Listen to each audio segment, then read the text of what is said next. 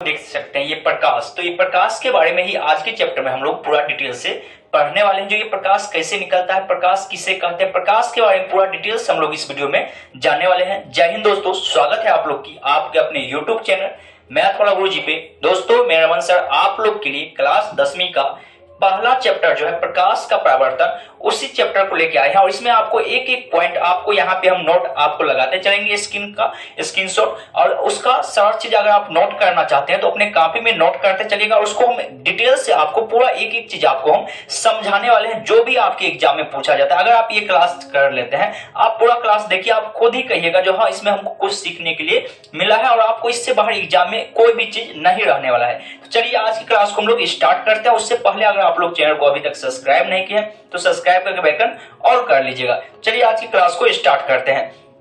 तो हम लोग चैप्टर पढ़ रहे हैं प्रकाश का परावर्तन। क्या चैप्टर का नाम है? प्रकाश का परावर्तन। इसमें पहला पॉइंट जो हमारा होगा ये होगा प्रकाश, यानी प्रकाश का परावर्तन पढ़ते हैं। तो प्रकाश किसे कहते हैं, सबसे पहले हम लोग को यही समझना है जो प्रकाश किसे कहते हैं।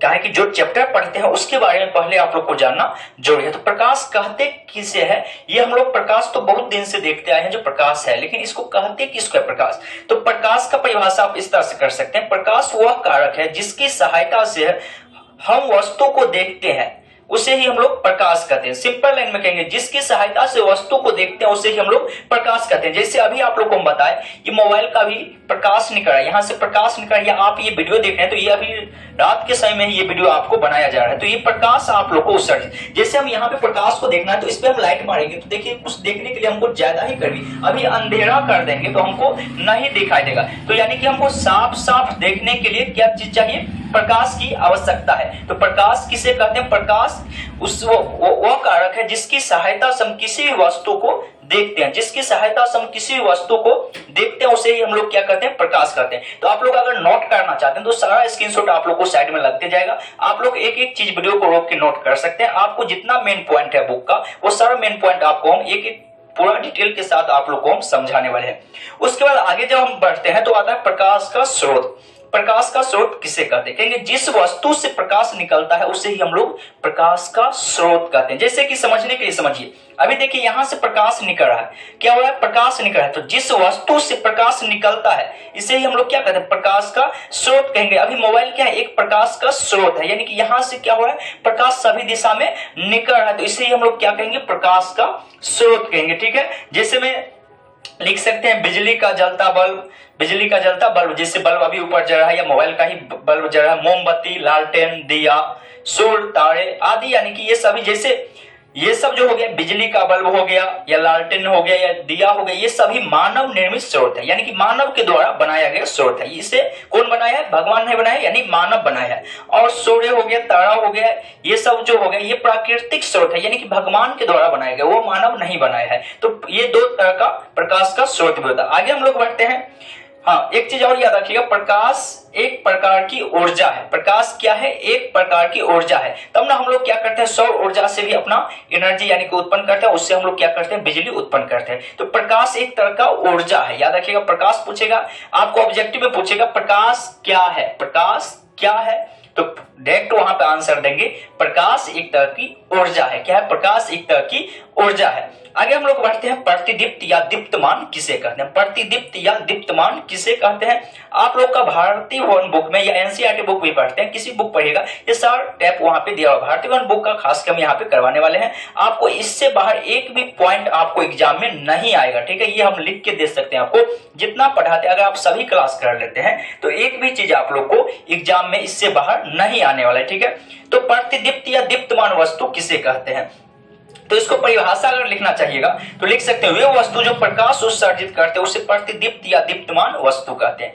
वे वस्तु जो प्रकाश उत्सर्जित करते हैं, वे वस्तु जो प्रकाश उत्सर्जित करते हैं, वो वस्तु जो प्रकाश उत्सर्जित करती है उसे ही हम लोग प्रतिदीप्त या दीप्तमान कहते हैं। जैसे में सूर्य, बिजली का जलता बल्ब, उसका जलती मोमबत्ती आदि बहुत सारा होगा, जितना हम लोग देखते हैं जो जलता होगा वो सभी प्रतिदीप्त या दीप्तमान कहलाता है, ठीक है।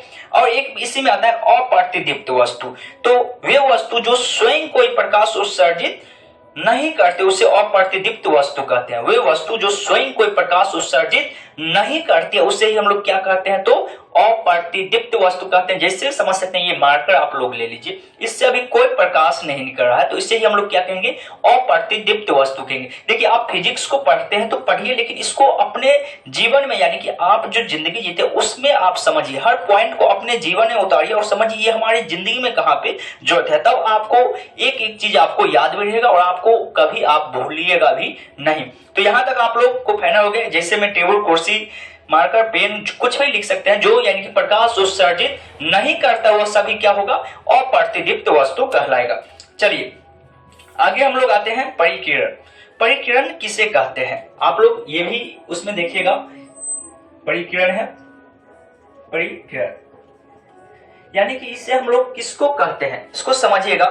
परिकिरण का परिभाषा जैसे लिखना है आपको, तो ऐसे लिख सकते हैं, जब प्रकाश सूक्ष्म कणों पर पड़ता है, जब प्रकाश सूक्ष्म कणों पर पड़ता है तो वे कण उस पर पड़ने वाली प्रकाश की कुछ ऊर्जा को अवशोषित कर फिर उसे चारों ओर विकिरित करते हैं। इस प्रक्रिया को ही परिकिरण कहा जाता है। इसको समझने के लिए आप लोग क्या करिएगा, अपने रूम को बंद कर दीजिएगा पूर्ण रूप से, यानी कि दिन के समय में ही अपने रूम को पूरा बंद कर दीजिएगा। बंद करने के बाद वहां पे कहीं से देखिएगा जो लाइट आ रहा है किसी छेद से, यानी कि आपको अगर लाइट आ रहा है और लाइट जो आएगा तो वहां पे देखिएगा छोटा छोटा सा लगेगा मिट्टी का कण, जैसे कि घूम रहा है, गोल गोल देखिएगा वहां पे घूमते हुए आपको दिखाई देगा। तो वही जो कण होता है उसे ही हम लोग प्रकाश का परिकिरण कहते हैं। यानी कि प्रकाश का परिकिरण की परिभाषा अगर लिखिएगा तो पूरा लिखिएगा, आप लोग वैसे लिख भी सकते हैं या हम आपको सारा एक एक चीज का पीडीएफ यहाँ पे साइड में लगाते चलते हैं। और इसका पीडीएफ पाना चाहते हैं तो आप लोग को हम नंबर दे चुके हैं, उस नंबर पे आप लोग पे फोन कर सकते हैं, आपको पूरा पीडीएफ डाल दिया जाएगा। ठीक है, जब प्रकाश सूक्ष्म कणों पर पड़ता है तो वे कण उस पर पड़ने वाली प्रकाश की कुछ ऊर्जा को अवशोषित करता है, यानी पड़ने वाली जो प्रकाश होता है उसको कुछ ऊर्जा को अपने में क्या करता है, अवशोषित कर लेता है और अवशोषित कर फिर उसे चारों ओर विकिरित कर देता है। अवशोषित करने के बाद उसे चारों ओर विकिरित कर देता है। इस प्रक्रिया को ही परिकिरण कहा जाता है। आगे हम लोग बढ़ते हैं प्रकाश की किरण। प्रकाश की किरण किसे कहते हैं, तो लिखेंगे एक सरल रेखा पर चलने वाले प्रकाश को प्रकाश की किरण कहते हैं। एक सरल रेखा पे, जैसे ये अभी मोबाइल का लाइट जल रहा है तो ये एक सरल रेखा पे प्रकाश जैसे निकलेगा और सीधी रेखा में चलेगा, एक सरल रेखा पे चलेगा, तो उसे ही हम लोग प्रकाश का किरण कहते हैं। अब एक पॉइंट है, आपको मोस्ट VBI क्वेश्चन है और आपको अति लघुत्तरीय में या लघुत्तरीय में ये क्वेश्चन भी देखने के लिए मिलेगा, जो प्रकाश की किरण पुंज किसे कहते हैं, प्रकाश की किरण पुंज किसे कहते हैं। तो वहां पे डायरेक्टली लिखिएगा प्रकाश की किरणों के समूह को ही प्रकाश की किरण पुंज कहते हैं। जैसे यहाँ पे देखिए टॉर्च से, यहाँ पर मोबाइल से प्रकाश निकल रहा है, आप लोग को यहाँ पे देखने के लिए मिल रहा होगा, तो ये एक समूह में निकल रहा है, एक प्रकाश नहीं निकल, बहुत सारे इसमें प्रकाश निकल रहा है। तो ये सभी जो एक साथ निकलता है इसे ही हम लोग क्या कहेंगे, प्रकाश का स्रोत कहेंगे। प्रकाश का यानी कि किरणों के समूह को ही प्रकाश का किरण पुंज कहते हैं। प्रकाश की किरणों के समूह को ही प्रकाश का किरण पुंज कहते हैं। उसके बाद आता है किरण पुंज कितने प्रकार के होते हैं। प्रकाश की किरण पुंज कितने प्रकार के होते हैं, ये ऑब्जेक्टिव में भी आपको पूछा जाता है और सब्जेक्टिव में बहुत बार आपको पूछ लिया जाता है, जो प्रकाश की किरण पुंज किसे कहते हैं और प्रकाश की किरण पुंज की परिभाषा बताएं। ठीक है, तो वहां पे हम लोग लिखेंगे प्रकाश की किरण पुंज मुख्यतः 3 प्रकार के होते हैं। प्रकाश की किरण पुंज मुख्यतः 3 प्रकार के होते हैं, अपसारी किरण पुंज, समांतर किरण पुंज और अभिसारी किरण पुंज। तो देखिए पहला नंबर जो हमारा आता है यहाँ पे अपसारी, नाम से ही आपको परिभाषा याद रखना, अपसारी किरण पुंज। ठीक है, तो अपसारी किरण पुंज कहेंगे कैसे, तो सबसे पहले आपको परिभाषा बता दूं। इस प्रकार की किरण पुंज में प्रकाश की किरणें एक बिंदु स्रोत से निकलकर फैलती चली जाती, उसे ही अपसारी किरण पुंज कहते हैं। यहाँ पे देखिएगा लाइट आपको देखने के लिए मिल रहा होगा, प्रकाश यहां से निकला, प्रकाश यहां से निकल रहा है और निकलने के बाद ये क्या हो रहा है, सभी दिशा में फैल जाता है, ये सभी दिशा में फैल जाता है। तो इससे ही हम लोग क्या कहते हैं, अपसारी किरण पुंज। अपसारी यानी अप था, देखिए यहाँ पर परिभाषा समझिएगा, ये मान के चलिए अभी आपको मोबाइल का टॉर्च दिखाया है, यहाँ से प्रकाश सभी दिशा में निकल रहा है, तो ये अप है, यानी कि एक जगह अप है, सब एक जगह जमा है, और ये सारी यानी सारी दिशा में फैल जाएगा, तो इसे ही हम लोग क्या कहेंगे, अपसारी किरण पुंज कहेंगे। यानी प्रकाश एक जगह से निकला और सभी दिशा में फैल जाए तो उसे ही हम लोग क्या कहते हैं, अपसारी किरण पुंज कहते हैं। क्या कहते हैं, अपसारी किरण पुंज। आपको आसानी से याद हो गया होगा, अप मतलब एक जगह जमा था और सारी, यानी एक जगह जमा था और सारी दिशा में निकल गया, एक जगह जमा था और सारी दिशा में निकल गया, उससे ही हम लोग अपसारी किरण पुंज कहते हैं। तो परिभाषा आप लिखना चाहते तो लिख सकते हैं, जो इस प्रकार के किरण पुंज में प्रकाश की किरणें एक बिंदु सोर्स से निकल के, यहाँ पे देखिएगा एक बिंदु सोर्स से निकल के फैलती चली जाती है, सभी दिशा में फैलती हुई चली जाती है। इसे ही हम लोग क्या कहते हैं, अपसारी किरण पुंज कहते हैं। यहाँ पे आपको सारे पीडीएफ लगाते चलते हैं, लेकिन आप यहाँ पे बोर्ड पे समझते चलिएगा। उसके बाद सेकंड नंबर आता है हमारा समांतर किरण पुंज। समांतर, देखिए जैसे ही यहां से प्रकाश निकलेगा ये सभी दिशा में फैलेगा, लेकिन आगे जाने के बाद ये एक दूसरे की कुछ दूरी तक ये समांतर चलेगा, यानी एक दूसरे के समांतर। जैसे आप चल रहे हैं और आपके साथ एक और कोई मित्र आपका साथ चल रहे हैं, दोनों एक दूसरे के समांतर एक ही रेखा पे चलेगा। जैसे आप लोग रेस जो लगता है उसमें देखिएगा लाइनिंग खींचा हुआ रहता है, उसी लाइनिंग पे दौड़ते रहता है, तो वो क्या होता है, एक दूसरे के समांतर चलता है, यानी कि एक दूसरे के समांतर में चलेगा। जैसे यहाँ पे प्रकाश निकल रहा है, तो ऐसा तो नहीं है यहाँ से प्रकाश निकला और फैलते ही चली जाएगा, नहीं, ये कहीं ना कहीं थोड़ा सा फैलेगा, उसके बाद ये एक सीधी रेखा में आगे की ओर, जैसे यहाँ से प्रकाश हम यहाँ पे जा रहे हैं तो ये एक सीधी रेखा में जा रहा है, ये यानी कि यहाँ से आया अप हुआ, पहले अप हुआ, पहले अप हुआ, तो ऐसे भी याद रखेंगे, अप हुआ तो यानी सभी दिशा में फैलेगा, आगे आके एक दूसरे के समांतर चला, तो उसे ही हम लोग समांतर किरण पुंज कहेंगे। तीसरा में आता है हमारा अभिसारी किरण पुंज। क्या? अभिसारी, अभिसारी, देखिए नाम से ही आपको परिभाषा याद रखना। अभी यानी अभी आ रहा है और सारी किरण आ रहा है, अभी सारी किरण आ रहा है, यानी कि इसको परिभाषा में हम लोग इस तरह से कह सकते हैं, इस प्रकार की किरण पुंज में प्रकाश की किरणें एक बिंदु पर आकर मिलती है या मिलती हुई प्रतीक होती है, उसे ही हम लोग अभिसारी किरण पुंज कहते हैं। जैसे मान के चलिए यहाँ से हम लाइट जा रहे हैं, ठीक है, और यहाँ पे एक कोई चीज रखेंगे और उसको हमको देखना है, जैसे टॉर्च, इस मोबाइल में तो अभी उतना फोकस नहीं है, अगर कोई टॉर्च लेते हैं हम लोग और किसी मान के चलिए एक बाल्टी रखा हुआ, उसमें आपको कोई सामान को देखना है, तो आप क्या करिएगा, टॉर्च ऊपर से जलाइएगा, तो वहां से क्या हुआ, प्रकाश निकला, एक जगह से प्रकाश निकला तो उसे प्रकाश का स्रोत कहेंगे, और वो प्रकाश वहां से फैलेगा सभी दिशा में, तो उसे हम लोग अपसारी किरण पुंज कहेंगे। वो प्रकाश थोड़ा सा आगे सीधी रेखा में चलेगा तो उसे हम लोग समांतर किरण पुंज कहेंगे, और वही प्रकाश एक जगह जाके जमा हो जाएगा तो उसे ही क्या कहेंगे, तो उसे ही हम लोग अभिसारी, यानी अभी आ रहा था, अभी मतलब आ रहा था और सारी किरण आ रहा था, यानी कि एक जगह पे आके सारी किरण मिल जाए, उसे ही हम लोग क्या कहते हैं, अभिसारी किरण पुंज कहते हैं। तो उम्मीद करते हैं यहां तक समझने में आप लोग को कोई भी दिक्कत नहीं हुआ होगा। अगर कोई दिक्कत नहीं हुआ, आप समझ गए और वीडियो को अभी तक लाइक नहीं किया तो लाइक कर दीजिएगा, और अपने दोस्तों के साथ अधिक से अधिक वीडियो को शेयर कर दीजिएगा, ताकि अधिक से अधिक विद्यार्थी चैनल से जुड़ सके और आप लोग का परिवार बड़ा हो सके। चलिए, तो यहां तक आप समझ गए, तो आगे हम लोग बढ़ते हैं। अब हम लोग आते हैं पारदर्शी, अपारदर्शी और पारभासी के बारे में समझते हैं, ठीक है। ये भी आपके एग्जाम के लिए इंपॉर्टेंट है, बहुत बार एग्जाम में आपको पूछ लिया जाता है। जो पारदर्शी किसे कहते हैं, या ज्यादातर यहाँ से आपको ऑब्जेक्टिव देखने के लिए खास के अधिकांश मिलता है। जो पारदर्शी किसे कहते हैं, पारभासी किसे कहते हैं, अपारदर्शी किसे कहते हैं, इसमें आपको कोई दे देगा पानी क्या है, वहां पे ऑप्शन दे देगा पारदर्शी, अपारदर्शी, पारभासी, इनमें से कोई नहीं। तो इसके लिए आपको परिभाषा थोड़ा सा समझना, और आपको भी हम पूरा डिटेल से आपको हम समझाने वाले हैं। तो सबसे पहले हम लोग समझेंगे पारदर्शी। क्या? पारदर्शी किसे कहते हैं, नाम से ही आप लोग को पता चलेगा, वे पदार्थ जिससे होकर प्रकाश आसानी से पार कर जाते हैं, उसे हम लोग पारदर्शी पदार्थ कहते हैं। वे पदार्थ जिससे प्रकाश आसानी से पार कर जाए, वे पदार्थ जिससे प्रकाश आसानी से पार कर जाए, उसे ही हम लोग क्या कहते हैं, पारदर्शी कहते हैं। यानी कि ऐसा चीज लीजिए जिसमें हम लोग प्रकाश जलाएंगे और प्रकाश एक दिशा से दूसरी दिशा में पार कर जाए, यानी कि जहां पर है वहां से, जैसे हम यहाँ पे अभी मोबाइल का टॉर्च जा रहे हैं, तो यहाँ से देखिए प्रकाश निकला और हम यहाँ पे देखने के लिए हमको पारदर्शी लिखा हुआ दिखा, यह लाइट जल रहा है जिसके मदद से हम लोग क्या कर रहे हैं, इसको देख रहे हैं। तो यानी कि ये जो यहाँ से यहाँ जा रहा है तो इसमें कोई रुकावट उत्पन्न नहीं हो रहा है। तो यहाँ पे क्या है, हमारे पूरा वातावरण में क्या है, वायु है, यानी कि तो हवा है, तो हवा एक क्या है, पारदर्शी है, ऐसे ही याद रखेंगे। हवा क्या है, एक पारदर्शी है। पानी भी एक पारदर्शी होगा। कांच हो गया, ये भी कांच में कहिएगा, कांच में प्रकाश आर पार नहीं होता, लेकिन नहीं, कांच को जब तक आप लोग उसको रजित नहीं करिएगा, यानी कि कांच को आप देखिएगा, कांच को एक तरफ से रंगा हुआ रहता है, जो कि सिल्वर का उसमें चढ़ा है, चांदी का परत भी चढ़ा हुआ रहता है। उसके बारे में भी हम लोग आगे बात करेंगे, जब दर्पण में हम लोग चलेंगे तो वहां पे इसके बारे में पूरा डिटेल से बात करेंगे।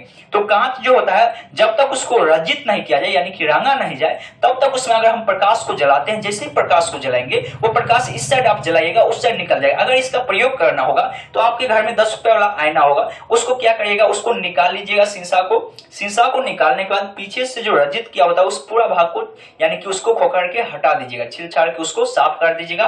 पूरा साफ करने के बाद उसको क्या करिएगा, प्रकाश जलाइएगा। देखिए प्रकाश इस साइड से उस साइड आपका पार कर जाएगा। तो याद रखना है, पारदर्शी किससे कहते हैं, जिससे प्रकाश आसानी से आर पार कर जाए उसे ही हम लोग क्या कहते हैं, पारदर्शी कहते हैं। उसके बाद सेकंड में आता है हमारा पारभासी। पारभासी तब किसे कहेंगे, पारदर्शी समझ गए तो पारभासी किसे कहते हैं। तो पारभासी में ऐसे याद रखिएगा, वे पदार्थ जो उन पर पड़ने वाले प्रकाश के एक छोटे से भाग को ही अपने से होकर जाने देते हैं उसे पारभासी कहते हैं। जैसे से समझिएगा, जैसे घिसा हुआ कांच, तेल लगा हुआ कागज, ठीक है, ये सब जो होता है ये प्रकाश के कुछ ही भाग को, यानी कि जैसे यहां से मान के चलिए हम प्रकाश को जलाए और इस बीच में हम ऐसा चीज रखेंगे, तेल लगा हुआ कागज को आप आन के रख दीजिएगा, देखिएगा थोड़ा सा ही भाग उस पार जाएगा, प्रकाश का ज्योत पूर्ण रूप से नहीं जाएगा। यानी कि आप मान के चलिए ऐसे समझिएगा, 20 आदमी को कहीं पे जाना है, अंदर जाना है किसी रूम में, और वहां पे 20 को नहीं पहुंच के और 5 से 10% यानी कि 5 गो या 2 गो एगो आदमी यानी कि अंदर जा पाया और बाकी नहीं जा पाया, तो उससे ही हम लोग क्या कहेंगे, पारभासी कहेंगे। यानी कि प्रकाश को पूर्ण रूप से चली जाना था लेकिन पूर्ण रूप से नहीं जाके कुछ ही पदार्थ क्या होगा, कुछ ही प्रकाश क्या होगा, आर पार हो पाएगा। जैसे घिसा हुआ कांच हो गया, कांच घिसा हुआ रहेगा, यानी कि कांच को आप क्या करिएगा, थोड़ा सा घिस दीजिएगा, उसमें प्रकाश उसके बाद आप लोग जलाइएगा, कोई प्रकाश को आप लोग उसके बाद क्या करिएगा, वहां पे जलाइएगा। जैसे ही आप प्रकाश जलाइएगा तो देखिएगा प्रकाश का पूर्ण रूप से जितना प्रकाश यहां से निकल रहा था उतना प्रकाश नहीं निकलेगा और कुछ भाग यानी कि जाएगा, कुछ भाग इस साइड ही परावर्तन होकर वापस लौट जाएगा। तो प्रकाश यानी कि हम लोग समझेंगे घिसा हुआ कांच जैसे हो गया, ये क्या हो गया, हमारा पारभासी हो गया। तेल लगा हुआ कागज हो गया, ये क्या हो गया, पारभासी हो गया। तो ये सारी चीज आप लोग को हम लिखाते चलते हैं, आप लोग की स्क्रीन पे सारी चीज आते जाएगा, आप लोग अपने कॉपी में सभी को नोट करते चलेगा और जितना चीज आपको अभी हम समझा रहे हैं यहाँ पे, इस सभी चीज को आपको अभी ही समझ के, अभी लिख के और अभी से ही आपको रोज उसको 2 से 3 बार आपको सिर्फ पढ़ना है, याद रटना नहीं है, आपको समझना है। फिजिक्स को आपको समझना है, रटना नहीं है, ठीक है। रटने वाला भी 1-2 पॉइंट है ऐसा जिसमें आपको रट्टा मारना पड़ेगा, लेकिन बाकी जितना है पूरा फिजिक्स को आपको पढ़ना यानी कि समझना पड़ेगा, ठीक है। चलिए आगे की प्रश्न हमारा आता है अपारदर्शी। पारदर्शी समझ गए, पारभासी समझ गए, उसके बाद आता है अपारदर्शी किसे कहेंगे। अ लग गया है, सिर्फ अ लग गया तो अ लगा, अ का मतलब न हुआ, ऐसे ही समझिएगा, अ का मतलब न। हम पारदर्शी में ये समझे जिससे प्रकाश क्या हो, आर पार हो जाए, जिससे प्रकाश आर पार हो जाए उसे ही हम लोग पारदर्शी कहते हैं। तो अपारदर्शी किससे कहेंगे, तो अपारदर्शी हम उस वस्तु कहते हैं जिससे यानी कि प्रकाश यानी कि क्या होगा, पूर्ण रूप से आर पार नहीं हो पाएगा। जैसे आप समझिएगा एग्जाम्पल से, जैसे यहाँ पर हम प्रकाश जला रहे हैं, ठीक है, और यहाँ पे इसको हम क्या किया, रख दिए, तो प्रकाश देखिए इस साइड पार नहीं कर रहा है, यानी कि प्रकाश पूर्ण रूप से इस पार से उस पार नहीं जाता है, उसे ही हम क्या कहते हैं, अपारदर्शी पदार्थ कहते हैं। इसको लिखना चाहिएगा तो इस तरह से लिख सकते हैं, वे पदार्थ जो प्रकाश को अपने में से होके नहीं जाने देते हैं, वे पदार्थ जो प्रकाश को अपने में से होके नहीं जाने देते हैं उसे ही हम लोग अपारदर्शी पदार्थ कहते हैं। जैसे में लकड़ी हो गया, लोहा हो गया, पत्थर हो गया, बहुत सारी चीजें हो गया, मोटा गत्ता हो गया, धातु का प्लेट हो गया, लोहा का कोई प्लेट हो गया, जैसे अभी टेस्टर ले ली, यानी कि कोई भी ऐसा चीज जिससे प्रकाश आर पार न हो उसे ही हम लोग क्या कहेंगे, अपारदर्शी। जैसे अभी यहाँ पे बोर्ड लगा हुआ है, मान के समझिए, ऊपर से अभी लाइट जल रहा है तो लाइट यहीं तक है, उस साइड लाइट नहीं जा रहा है, यानी कि लाइट इस साइड से उस साइड नहीं जा रहा है, तो इसे ही हम लोग क्या कहेंगे, अपारदर्शी। आपसे पूछा जाए बोर्ड क्या है तो आप क्या कहिएगा, अपारदर्शी है। अगर आपसे पूछेंगे हवा क्या है तो डायरेक्ट बताइएगा पारदर्शी है, ठीक है। आपसे पूछेंगे घिसा हुआ कांच क्या है तो आपको बताना है पारभासी है। तो आपको एग्जाम में आप पूछेगा तो अब हमको नहीं लगता है जो आपको डाउट कहीं पे होगा। अगर अब भी आपको डाउट है तो आप नीचे कमेंट बॉक्स आप लोग के लिए हम खोल के रखे हुए हैं, आप लोग कमेंट बॉक्स से हमसे पूछ सकते हैं जो कौन चीज क्या है। वैसे आप समझ गए होंगे, जिससे प्रकाश पार हो जाए, आर पार हो जाए उसे पारदर्शी कहेंगे, जिससे प्रकाश आर पार नहीं होगा उसे अपारदर्शी कहेंगे, जिससे प्रकाश का थोड़ा सा भाग पार हो जाए, थोड़ा सा भाग नहीं हो, यानी कि कुछ ही भाग आर पार हो जाए उसे हम लोग पारभासी कहते हैं, ठीक है। चलिए आगे हम लोग बढ़ते हैं प्रकाश का परावर्तन, जो कि हम लोग चैप्टर पढ़ रहे हैं, प्रकाश का परावर्तन। तो प्रकाश का परावर्तन कहते किसे है, सबसे पहले हम लोग को यह समझना है प्रकाश की परावर्तन किसे कहते हैं। तो लिखेंगे प्रकाश की किसी वस्तु से टकराकर लौटने को प्रकाश का परावर्तन कहते हैं। यहाँ पे समझिएगा, मान चलिए एक हम समतल दर्पण यहाँ पे लेते हैं, ठीक है, एक समतल दर्पण ले लिए, इसको थोड़ा सा ऊपर बनाते हैं, क्योंकि इसी में हम बहुत सारी चीज आप लोग को अभी हम समझाने वाले हैं। यहाँ पे एक समतल दर्पण सबसे पहले हम ले लिए और इस समतल दर्पण पे हम क्या किए, एक प्रकाश को यहाँ से गुजारेंगे, ठीक है। एक प्रकाश आया और इस दर्पण से टकराया और टकरा के पुनः वापस लौट गया, इसी को हम लोग क्या कहेंगे, प्रकाश का परावर्तन कहते हैं। जब भी कहेगा प्रकाश का परावर्तन किसे कहते हैं, परिभाषित करें, लिखेंगे प्रकाश की किसी वस्तु से टकराकर लौटने की प्रक्रिया को हम लोग प्रकाश के परावर्तन कहते हैं। समझने के लिए समझिएगा, ये लाइट है, ये लाइट है, इस पे हम क्या किया, अभी फोकस को मारे, इस पे हम क्या किए, प्रकाश को दिए, प्रकाश यहाँ पे गया और प्रकाश इसको आर पार नहीं करा, यहाँ पे जाने के बाद ये क्या हो रहा है, पुनः वापस टकरा के लौट जाएगा, ये पुनः वापस टकरा के लौट जाएगा, इसे ही हम लोग क्या कहेंगे, प्रकाश का परावर्तन कहेंगे, इसे ही हम लोग प्रकाश का परावर्तन कहेंगे। यानी प्रकाश पड़ा और प्रकाश इस वस्तु से टकराने के बाद पुनः वापस लौट जाता है, तो सही ये यहाँ पे बोर्ड है तो ये तो अभी लौटेगा नहीं। अगर यहीं पे हम एक दर्पण ले ले उस पर टकराएगा, तो दर्पण जब चैप्टर पढ़ाएंगे तो वहां पे हम दर्पण लेके आप लोग को प्रैक्टिस कर दिखाएंगे, तो यहाँ से टकरा के वस्तु क्या होगा, वापस लौट जाएगा, तो इसे ही हम लोग क्या कहेंगे, प्रकाश का परावर्तन कहेंगे। ठीक है, चलिए आगे इसके बाद हम लोग बढ़ते हैं प्रकाश के परावर्तन के नियम। मोस्ट भी आया है आपके एग्जाम में, अगर अभी तक आप लोग को 2011 से लगातार एग्जाम होते आया है 2022 तक आप लोग को, तो इस एग्जाम में 11 साल 10 से 11 साल के एग्जाम में आप लोग देखिएगा जितना बार एग्जाम लिया गया है सभी बार किसी न किसी शिफ्ट में ये प्रश्न जरूर आया है, जो प्रकाश का परावर्तन के नियम लिखे या प्रकाश के परावर्तन किसे कहते हैं। तो बहुत आसान है और आप लोग बहुत ज्यादा परेशान होते रहते हैं, क्वेश्चन है आसान, हो जाते हैं आप लोग परेशान। परेशान नहीं होना है, आपको यहाँ पे समझना है, एक एक पॉइंट को आपको ध्यान पूर्वक समझना है। सबसे पहले आपको ऑब्जेक्टिव पूछेगा, प्रकाश के परावर्तन के कितने नियम होते हैं, प्रकाश के परावर्तन के कितने नियम होते हैं, तो वहां पे डायरेक्ट आप लोग आंसर दीजिएगा, प्रकाश के परावर्तन के 2 नियम होते हैं। कितना नियम, 2 नियम। वैसे भी आप लोग को समझना है प्रकाश के परावर्तन के 2 नियम, एगो प्रकाश आया और एगो प्रकाश गया, ये माने कि समझ, ऐसा कुछ होता नहीं, लेकिन आपको ऐसे समझना है, 2 ये नियम होगा, प्रकाश के परावर्तन के कितना नियम, 2 नियम। उसके बाद आपको कभी कभी सब्जेक्टिव में आपको पूछेगा, प्रकाश के परावर्तन के दोनों नियम को परिभाषित करें या प्रकाश के परावर्तन के नियम को लिखे, तो आपको वहां पे लिखना पड़ेगा, प्रकाश के परावर्तन के 2 नियम होते हैं।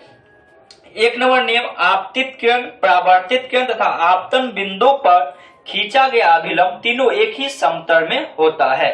अब देखिए इसको समझिएगा, ये जो प्रकाश आता है इधर से इधर, अभी हम आप इसके बारे में परिभाषित भी करेंगे, ये हो गया हमारा आपतित किरण। आपतित किरण पहला नंबर पॉइंट। दूसरा नंबर परावर्तित किरण, यानी प्रकाश टकराया और परावर्तन होगा, आपतित किरण, परावर्तित किरण, और लिखा है तथा आपतन बिंदु। आपतन बिंदु ये जो जहां पे टकराता है इसे हम लोग क्या कहते हैं, आपतन बिंदु पर खींचा गया अभिलंब, इस पे एक अभिलंब खींचेंगे, यानी कि लंब ठरा खींचेंगे 90 डिग्री का अभिलंब, तीनों एक ही समतल में, तो तीनों क्या होता है, एक ही समतल में होता है। कैसे याद करना है, आपतित किरण, परावर्तित किरण, आपतन बिंदु पर खींचा गया अभिलंब तीनों एक ही समतल में होता है। आपतित किरण, परावर्तित किरण, आपतन बिंदु पर खींचा गया अभिलंब तीनों एक ही समतल में। फिगर से ही आपको याद रखना है, ठीक है, रट्टा नहीं मारना है, सिर्फ फिगर को समझना है, फिगर से ही आपको इसको याद करके रखना है, ठीक है। उसके बाद सेकंड नंबर नियम कहता है, आपतन कोण परावर्तन कोण के बराबर होता है। ये जो हमारा आपतन कोण होगा, आपतन कोण किसे कहते हैं अभी आप लोग को हम समझा रहे हैं, ये आपतन कोण परावर्तन कोण के बराबर होता है। आपतन कोण परावर्तन कोण के बराबर होता है, ये दूसरा नियम हो गया, यानी कोण आई बराबर कोण आर, कोण आई बराबर कोण आर भी हम कह सकते हैं। ये प्रकाश के परावर्तन के दूसरा नियम है, तो याद हो गया, प्रकाश के परावर्तन के 2 नियम होते हैं। पहला नियम, आपतित किरण, परावर्तित किरण आपतन बिंदु पर खींचा गया अभिलंब तीनों एक ही समतल में होती है। दूसरा नियम, आपतन कोण परावर्तन कोण के बराबर होता है, ठीक है। बस इतना ही आपको एग्जाम में लिखना है, आपको 2 से 3 नंबर आपको वहां पे मिल जाएगा। साथ में आपको एक ऑब्जेक्टिव भी पूछ लिया जाएगा, जो प्रकाश के परावर्तन के कितने नियम होते हैं, प्रकाश के परावर्तन के कितने नियम होते हैं, तो प्रकाश के परावर्तन के 2 नियम होते हैं, याद रखिएगा। चलिए आगे हम लोग बढ़ते हैं, इसमें बहुत सारे बिंदु, जैसे आपतित किरण अभी आप लोग को बताए हैं, तो आपतित किरण किसे कहते हैं, तो किसी सतह पर पड़ने वाली किरण को ही हम लोग आपतित किरण कहते हैं। किसी सतह, देखिए एक समतल दर्पण हम लिए हैं, इस पे एक प्रकाश पड़ रहा है, यानी प्रकाश आ रहा है, इसे ही हम लोग क्या कहते हैं, आपतित किरण। यहाँ पे समझिएगा, यहाँ पे देखिए एक प्रकाश जड़ रहा है, ये प्रकाश निकल रहा है, और ये प्रकाश हम यहाँ से मान के चलिए, अभी हम मान लेते हैं ये एक दर्पण है, यहाँ पे ये प्रकाश पड़ा, इस दर्पण पे प्रकाश पड़ा, तो ये प्रकाश यहाँ से क्या हो रहा आ रहा है, यानी कि आने वाले प्रकाश को ही हम लोग आपतित किरण कहते हैं। आने वाली किरण को ही, यानी कि प्रकाश की किरण ये है, और इस प्रकाश की किरण से आने वाली प्रकाश की किरण को ही हम लोग आपतित किरण कहते हैं। आप समझ में आपको कोई भी दिक्कत नहीं होगा, यानी कि यहाँ पे देख सकते हैं मोबाइल से प्रकाश क्या हो रहा है, निकल रहा है, ये प्रकाश निकलता है यानी कि हमारे पास आ रहा है, यानी कि दर्पण यहाँ पे कोई अगर हम लगाए हुए हैं ऐसे करके, तो इस दर्पण पे जो प्रकाश आता है उसे हम लोग क्या कहेंगे, आपतित किरण कहेंगे। उसके बाद सेकेंड पॉइंट आएगा आप लोग को, आपतन बिंदु किसे कहेंगे, आपतन बिंदु किसे कहेंगे, जिस बिंदु पर आपतित किरण सतह से टकराती है उसे आपतन बिंदु कहते हैं। जैसे देखिए यहाँ पे हम अपने फेस पे ही क्या कर रहे हैं, इस मोबाइल का प्रकाश जा रहे हैं, यानी ये प्रकाश का किरण निकल रहा है और मेरे फेस पे पड़ा है, तो यहाँ पे आके मिल रहा है, जहां पे ये प्रकाश, जैसे मान के चलिए यहाँ से हम प्रकाश को गुजारे, तो यहाँ पे हम इसको क्या किया है, यहाँ पे इसको प्रकाश जलाए, तो ये प्रकाश यहाँ से निकला और ये क्या होगा, इस बिंदु पे आके टकराएगा, जहां पे ये प्रकाश जाने के बाद टकराएगा उसी बिंदु को ही हम लोग क्या कहते हैं, आपतन बिंदु कहते हैं। क्या कहते हैं, आपतन बिंदु कहते हैं। ठीक है, थर्ड में पॉइंट आता है, परावर्तित किरण तब किसे कहेंगे, आपतन बिंदु समझ गए, आपतित किरण समझ गए, तो परावर्तित किरण किसे कहेंगे, तो लिखेंगे जिस माध्यम से, जैसे हवा में चलकर आपतित किरण सतह पर आती है उसी माध्यम से लौट जाती है, लौटी गई किरण को ही परावर्तित किरण कहते हैं। जैसे यहाँ पे प्रकाश यहाँ से हम जलाए, प्रकाश यहाँ पे आया, तो ये प्रकाश जाने वाले किरण को हम लोग आपतित किरण कहते हैं, जिस बिंदु पे टकराया इसे आपतन बिंदु कहते हैं, और जहां से प्रकाश टकरा के पुनः वापस लौट गया, जहां से प्रकाश टकरा के पुनः वापस लौट गया, इसे ही हम लोग क्या कहेंगे, परावर्तित किरण कहेंगे। क्या कहेंगे, परावर्तित किरण कहेंगे। यानी कि जैसे यहाँ पे फेस पे हम क्या किया, अभी प्रकाश को जलाए, मान के चलिए यहाँ पे कोई दर्पण लगा हुआ रहता, तो ये प्रकाश आया, तो आने वाले प्रकाश को हम लोग आपतित किरण कहेंगे। यही प्रकाश यहाँ पे टकराया आके दर्पण पे, यहाँ पे मान के चलिए टकराया, तो इसे हम लोग आपतन बिंदु कहेंगे, और टकरा के वापस लौट जाएगा तो उसे ही हम लोग परावर्तित किरण कहेंगे। ठीक है, चौथा पॉइंट आता है अभिलंब। अभिलंब किसे कहते हैं, तो लिखेंगे किसी सतह से किसी बिंदु पर खींचे गए लंब को ही उस बिंदु का अभिलंब कहते हैं। यहाँ पे समझिएगा, किसी सतह से, मान के चलिए एक समतल दर्पण का क्या है, सतह, इस सतह से यानी आपतित किरण आया, आपतन बिंदु पे टकराया, यहाँ से टकरा के पुनः प्रकाश वापस चल गया, तो ये परावर्तित किरण हो गया, और जिस बिंदु पे ये टकराया था उसी बिंदु पे एक लंब खींच दिया जाएगा, तो इसे ही हम लोग क्या कहेंगे, अभिलंब कहेंगे। ठीक है, चलिए आगे के पॉइंट की ओर हम लोग बढ़ते हैं। पांचवा पॉइंट है आपतन कोण। आपतन कोण किसे कहते हैं, तो लिखेंगे आपतित किरण आपतन बिंदु पर खींचे गए अभिलंब से जो कोण बनता है उसे ही हम लोग आपतन कोण कहते हैं। ऐसे समझिएगा, आपतित किरण हमारा ये आने वाला किरण को ही क्या कहते हैं, आपतित किरण कहते हैं, यानी आने वाले किरण को आपतित किरण, और आपतन बिंदु पर खींचा गया अभिलंब, इसके बीच में जो कोण बनेगा, इसके बीच में जो कोण बनेगा, इसे ही हम लोग आपतन कोण कहेंगे। क्या कहेंगे, आपतन कोण कहेंगे। यानी आपतित किरण और आपतन बिंदु पर खींचे गए अभिलंब, आपतित किरण आपतन बिंदु पर खींचे गए अभिलंब से जो कोण बनता है उसे ही हम लोग आपतन कोण कहते हैं।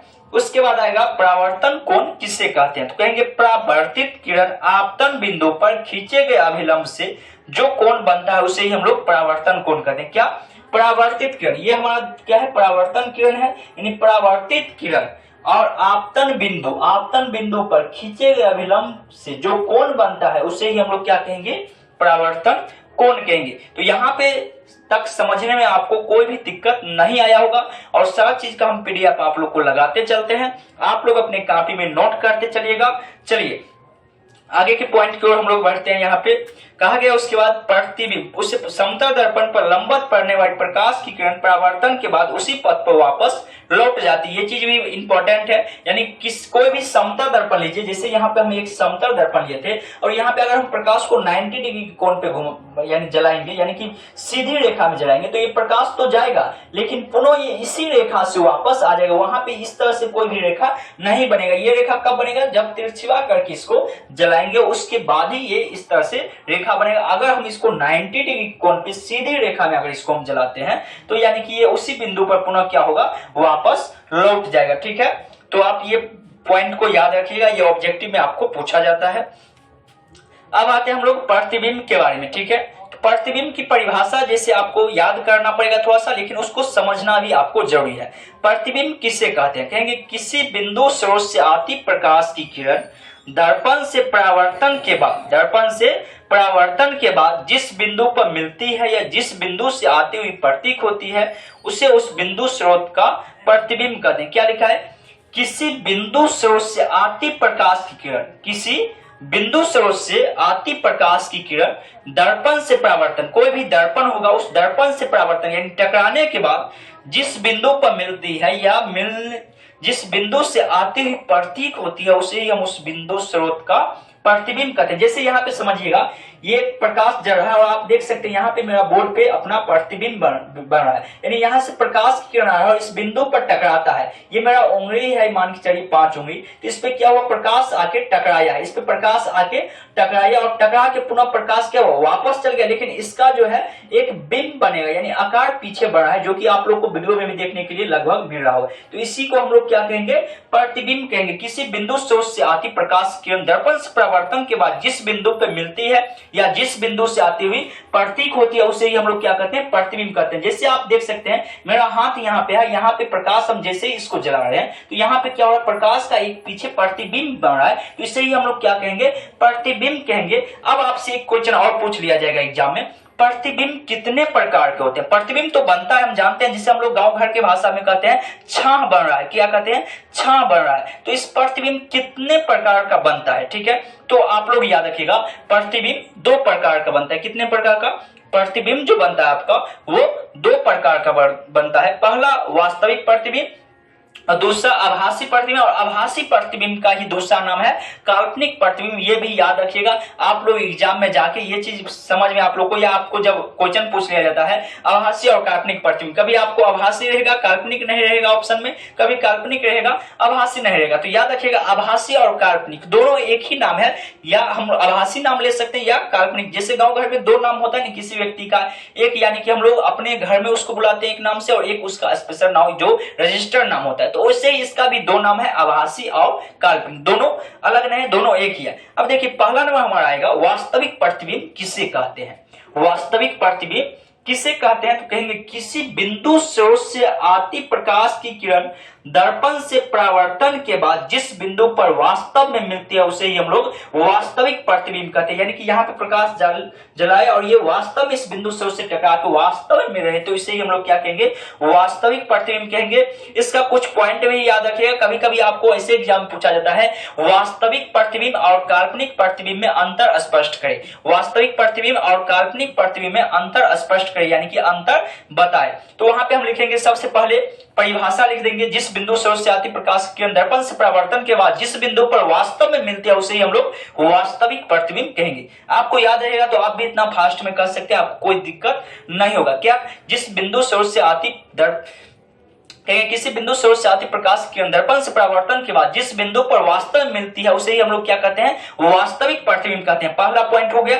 दूसरा पॉइंट लिखेंगे वास्तविक प्रतिबिंब को पर्दे प्राप्त किया जा सकता है। वास्तविक प्रतिबिंब को पर्दे पे प्राप्त किया जा सकता है। तीसरा पॉइंट लिखेंगे वास्तविक प्रतिबिंब वस्तु की अपेक्षा हमेशा उल्टा होता है। वास्तविक प्रतिबिंब जब भी बनेगा तो वस्तु की अपेक्षा हमेशा उल्टा बनेगा। कैसा बनेगा, उल्टा बनेगा। मान के चलिए आप जैसे खड़ा है, ठीक है, और आपका प्रतिबिंब बनना है, आप खड़ा हो गए और आपका प्रतिबिंब आप देखिएगा जब भी आपका बनेगा तो उल्टा बनेगा, ठीक है, यानी कि आपका पैर यहाँ पे रहेगा और प्रतिबिंब आपका मूड़ी नीचे रहेगा। तो यही हो गया हमारा प्रतिबिंब, यानी कि वास्तविक प्रतिबिंब जब भी बनेगा तो आपका उल्टा प्रतिबिंब बनता है, ठीक है, वस्तु की अपेक्षा हमेशा उल्टा होगा।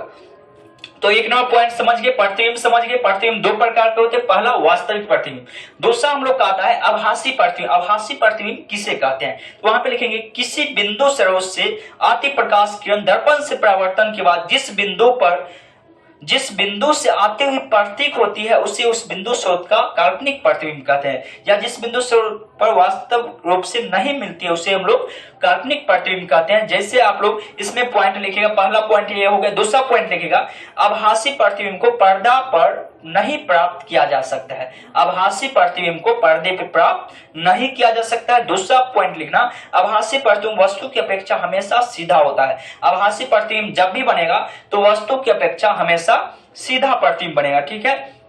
यहां तक आपको ये अंतर पूछेगा, कभी आपको 3 नंबर में 3 पॉइंट आपको लिखना है, हो गया। आगे हम लोग बढ़ते हैं समतल दर्पण द्वारा बने प्रतिबिंब की विशेषता। ये कभी कभी आप लोग को 5 नंबर में पूछ लिया जाता है, जो समतल दर्पण द्वारा बने प्रतिबिंब की 5 विशेषता बताए। कभी आपको पूछ लेगा 3 विशेषता बताए, या कभी आपको ऑब्जेक्टिव में पूछ लेगा तो क्या समतल दर्पण पे ऐसा प्रतिबिंब बन सकता है या नहीं। तो वहां पे आप लोग डायरेक्ट याद रखिएगा, आपको पॉइंट बाय पॉइंट बताते हैं। समतल दर्पण पर प्रतिबिंब दर्पण के पीछे बनता है। ठीक है, समतल दर्पण पे प्रतिबिंब जो बनेगा वो हमेशा दर्पण के पीछे ही बनेगा, आगे कभी भी नहीं बनेगा। पहला पॉइंट।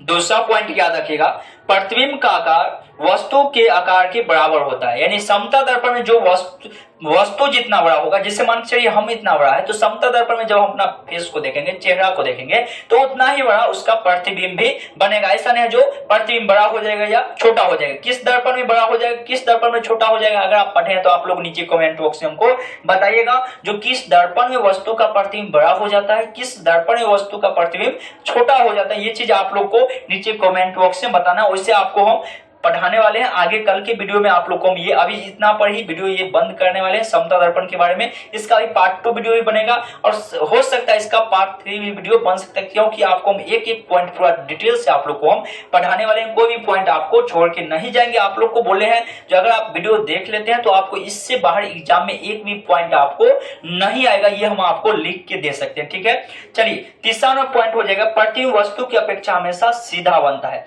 प्रतिबिंब जो बनेगा वो वस्तु की अपेक्षा हमेशा सीधा बनेगा। देखिए, प्रतिबिंब हमेशा दर्पण के पीछे बनेगा, प्रतिबिंब की आकार वस्तु के आकार के बराबर होगा, प्रतिबिंब हमेशा वस्तु की अपेक्षा सीधा बनता है। 3 पॉइंट हो गया। चौथा पॉइंट में लिखेंगे, प्रतिबिंब पार्श्व रूप से उल्टा होता है। प्रतिबिंब जो होता है वो पार्श्व रूप से उल्टा होता है। जैसे समझिएगा, मान के चलिए मेरा रमन नाम है, तो आर से मेरा वर्ड शुरू होता है, तो आर जो होगा ये प्रतिबिंब जो होगा हमेशा पार्श्व रूप से उल्टा बनेगा। ये उल्टा कैसे बनेगा, तो ये इस तरह से पार्श्व रूप से कहने का मतलब वो उठा के नहीं पटकना है, सिर्फ उसको दायां का बायां और बायां का दायां रूप हमको दिखाई देगा। इसीलिए आप लोग एम्बुलेंस पे लिखे देखते होंगे, उल्टा आप लोग को लिखा हुआ वहां पे रहता है। यानी कि एम्बुलेंस आप देखिएगा जब भी लिखा हुआ रहता है तो उल्टा लिखा हुआ रहता है। तो ये क्यों लिखा रहता है, क्योंकि हम लोग जब उत्तर दर्पण में अपने गाड़ी के साइड मिरर के रूप में, जैसे कोई गाड़ी आ रहा है तो हम लोग क्या करते हैं, उसको अपने साइड मिरर के आईने में देखते हैं जो पीछे से कोई गाड़ी आ रहा है। अगर वो पीछे से साइड मांग रहा है तो यहाँ पे क्या होगा, ये आर जो लिखा हुआ है ये मान के चलिए एक दर्पण है और यहाँ पे ये शीशा इस तरह से लगा हुआ है। ये क्या है, शीशा लगा हुआ है। तो यहाँ पे जब हम इसको देखेंगे तो ये क्या होगा, प्रतिबिंब जो होगा हमको दर्पण में ये सीधा आर दिखाई देगा। ये लिखा हुआ रहेगा पार्श्व रूप से उल्टा लिखा हुआ रहेगा, लेकिन जब इसका प्रतिबिंब बनेगा हमारे यहाँ पे आके दर्पण में तो ये क्या होगा, सीधा बनेगा। तो याद रखिएगा, प्रतिबिंब जो समतल दर्पण में बनता है वो पार्श्व रूप से उल्टा बनता है, यानी दायां भाग वाला बायां भाग है, बायां भाग वाला दायां भाग में हमको दिखाई देता है। ठीक है, तो इसीलिए कभी कभी आपको केस घुमाना इधर से रहेगा, आप घुमा लीजिएगा इधर से। बचपन में होता होगा, अब आप लोग को सभी को आप कोई दिक्कत नहीं होता होगा। अगर आपके पास समतल दर्पण है तो आपको कभी कभी ऐसा होता भी होगा। अगर हो रहा है तो आप लोग नीचे कमेंट बॉक्स में बताइएगा जो आपके साथ कभी ऐसा हुआ है या नहीं हुआ है।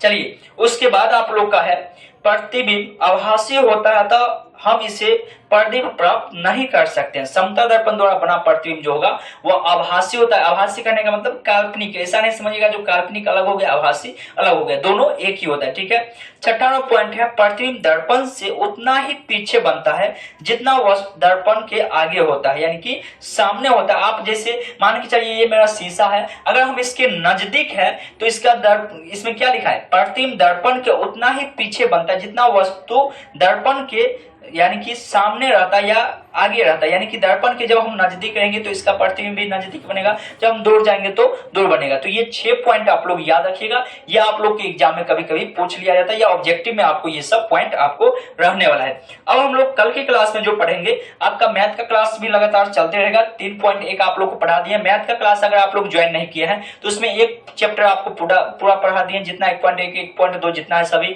2 चैप्टर पढ़ा दिए हैं। 3 चैप्टर अभी आप लोग को पढ़ा रहे हैं। 3 चैप्टर का आपको एक्सरसाइज 3.1 आपको हम पढ़ा चुके हैं। अगर आप वीडियो नहीं देखे हैं तो सारा वीडियो चैनल पे डाला हुआ है, प्लेलिस्ट भी बना हुआ है, आप लोग जाके देख सकते हैं। ठीक है, और इस चैप्टर का अगर अति लघु उत्तरीय क्वेश्चन लेना चाहते हैं तो उसका भी पीडीएफ के साथ आप लोग को वीडियो बना के दे चुके हैं। आप लोग जाके वहां से नोट कर सकते हैं, याद कर सकते हैं, या उसका पीडीएफ पढ़ना चाहते हैं तो आप लोग नंबर पे दिए गए नंबर पे, वहां पे आपको नंबर दिया गया, उस नंबर पे आप मैसेज कर सकते हैं, आपको पीडीएफ मिल जाएगा। ठीक है, तो आपको पीडीएफ भी मिल जाएगा। साथ में आप लोग का उधर जो है मैथ में 4 चैप्टर पढ़ा दिए हैं, 8 चैप्टर पढ़ा दिए हैं, 9 चैप्टर आपको पढ़ा दिए हैं। और लगातार मैथ का क्लास हो या फिजिक्स का क्लास, केमिस्ट्री का, बायोलॉजी का, सभी विषय का लगातार आप लोग का क्लास चलते रहेगा। और इस चैप्टर में अब हम लोग स्टार्ट करेंगे दर्पण, यानी गोलीय दर्पण से स्टार्ट करेंगे, उत्तर दर्पण, अवतल दर्पण, दर्पण सूत्र, उसके बाद आवर्धन, चिन्ह परिपात, अनुपाति, अवतल दर्पण में वस्तु जब फोकस पे हो तो कैसा प्रतिबिंब बनेगा, इस सभी के बारे में हम लोग डिटेल से पूरा पढ़ने वाले हैं। तो आप लोग को इसीलिए बोले हैं जो चैनल को सब्सक्राइब करके बेल आइकन ऑल करके रखिएगा। इससे आप लोग को क्या होगा, अब बहुत सारे विद्यार्थियों को बेल आइकन ऑल नहीं करना आता, तो इसके लिए क्या करना है, सब्सक्राइब का बटन दिखाता है उस पर क्लिक करना है। साइड में देखिए घंटी आपको झुलता होगा, उस घंटी पे आप लोग को क्लिक करना है। जब उसको टिप के ही रखिएगा तो 3 ऑप्शन आपको आएगा, सबसे ऊपर में ऑल लिखा होगा, उस पर क्लिक कर दीजिएगा। इससे आपको ये फायदा होगा जब भी हम वीडियो अपलोड करेंगे यहाँ पे तो आप तक नोटिफिकेशन आपके मोबाइल में पहुंच जाएगा और आप आसानी से वीडियो देख सकते हैं। ठीक है, तो उम्मीद करते हैं ये वीडियो आप लोग को अच्छा लगा होगा। वीडियो अच्छा लगा है, वीडियो को लाइक नहीं किया है तो लाइक कर दीजिएगा, और चैनल पर अगर आप लोग पहली बार हैं तो चैनल को सब्सक्राइब करके बेल आइकन ऑल कर दीजिएगा, और अपने दोस्तों के साथ ये वीडियो शेयर कीजिएगा अगर आप लोग को अच्छा लगा होगा। तो चलिए हम लोग मिलते हैं आगे वाले वीडियो में, तब तक के लिए जय हिंद जय भारत।